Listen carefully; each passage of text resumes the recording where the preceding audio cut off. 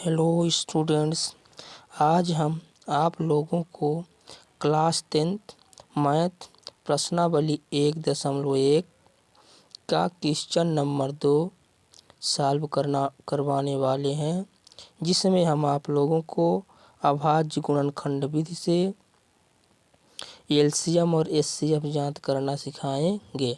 तो क्वेश्चन हमारा क्या है? पूर्णांकों के निम्नलिखित युग्मों के एचसीएफ और एलसीएम ज्ञात कीजिए तथा इसकी जांच कीजिए कि दो संख्याओं का गुणनफल बराबर एचसीएफ गुणे एलसीएम होता है। यानी कि दो संख्याओं का गुणा उनके एलसीएम और उनके एचसीएफ के गुणनफल के बराबर होता है। तो हम निकालेंगे कैसे एचसीएफ एलसीएम? तो संख्याओं में प्रत्येक उभयनिष्ठ अभाज्य गुणनखंड की सबसे छोटी घात का गुणनफल हमारा एचसीएफ होगा और एलसीएम संख्याओं में संबद्ध प्रत्येक अभाज्य गुणनखंड की सबसे बड़ी घात का गुणनफल।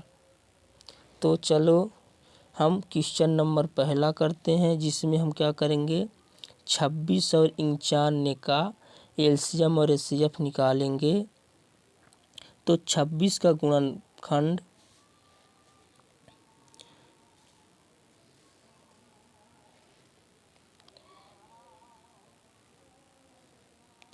तो 2 एकम 2, 2 तिहाई 6, 13 एकम 13, अर्थात 26 बराबर 2 गुणे 13। फिर 95 का, तो 95 का हो जाएगा हमारा, ये 7 से कटेगा तो 7 एकम 7, 7 त्रिक 21, 13 एकम 13। तो अब हम 95 बराबर लिख देंगे 7 गुणे 13। तो एचसीएफ 26 95 का बराबर, तो इसमें हम क्या लेंगे? उभयनिष्ठ संख्याएं लेंगे और घात छोटी। तो उभयनिष्ठ संख्या इसमें क्या है? 13, अर्थात हमारा एचसीएफ 13 होगा। और एलसीएम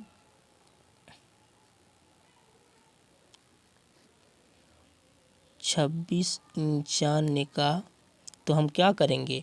जितनी संख्याएं दी हैं उनकी सब बड़ी घात लेंगे। तो हमारा 2 एक है तो 2 एक बार, 13 दोनों में सिर्फ एक बार बड़ी घात यानी एक बार है तो 1, फिर 7।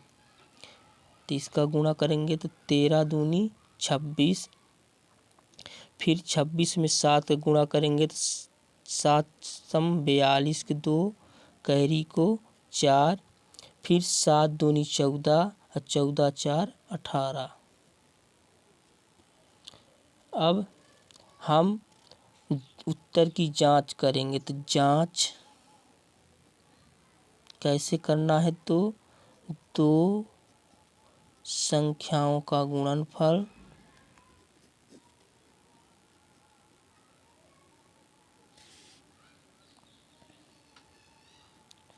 बराबर एलसीएम गुणे एचसीएफ।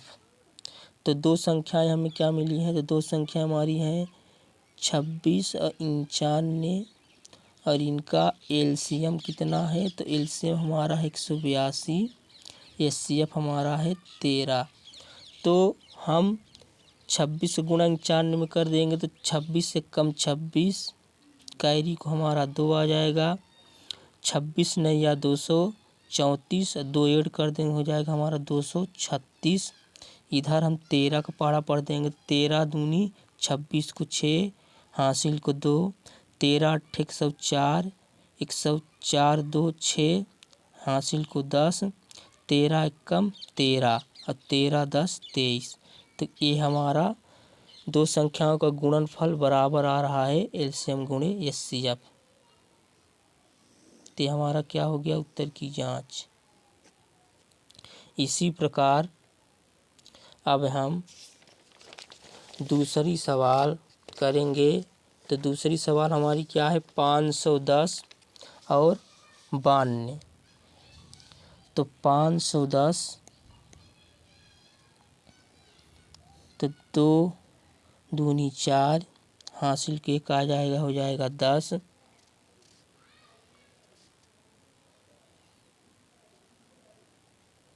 तो 2 पंचे 10,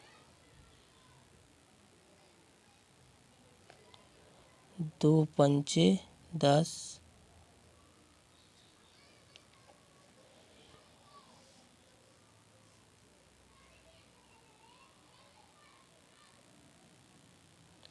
तो 2 पंचे 10, फिर एक हासिल हो जाएगा, 2 पंचे 10, फिर 2 सब नहीं कटेगा, 3 से काटेंगे, 3 और 8 24, हासिल को एक हो जाएगा 15, 3 पचे 15, ये 3 से नहीं कटेगा, तो 5 से काटेंगे तो 5, 5 एक कम 5, बचेगा कितना 3, तो 5 सते 35, फिर 17 एक कम 17, यानी कि 510 बराबर 2 गुणे 3 गुणे 5 गुणे 17। फिर 92, तो 92 का हमारा क्या होगा गुणनखंड, तो 2 चौको 8, 2 छक्का 12, 2 दूनी 4, 2 तिहाई 6, 23 से कम 23, यानी कि 92 को हम लोग लिखेंगे 2 कितनी बार है, 2 बार, तो 2 की पावर 2 गुणे 23। अब हम लेंगे इसका HCF, तो HCF 510 और 92 का बराबर, तो HCF में हम उभयनिष्ठ संख्या की छोटी घात, तो 2 इसमें भी है, इसमें भी है, छोटी घात 2, तो सिर्फ 2, इसके अलावा कोई भी संख्या उभयनिष्ठ नहीं है। इसी प्रकार LCM 510 और 92 का बराबर, तो इसमें हम क्या लेंगे, उभयनिष्ठ संख्या की बड़ी घात, तो 2 के पावर 2, फिर गुणे 3 गुणे 5 गुणे 23 गुणे 17, तो इन सब का जब हम गुणा करेंगे तो हमारा मान आएगा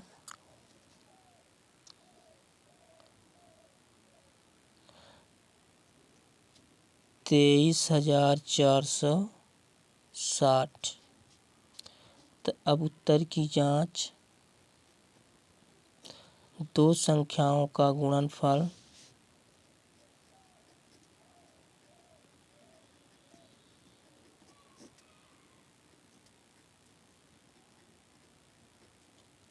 बराबर LCM गुणे HCF।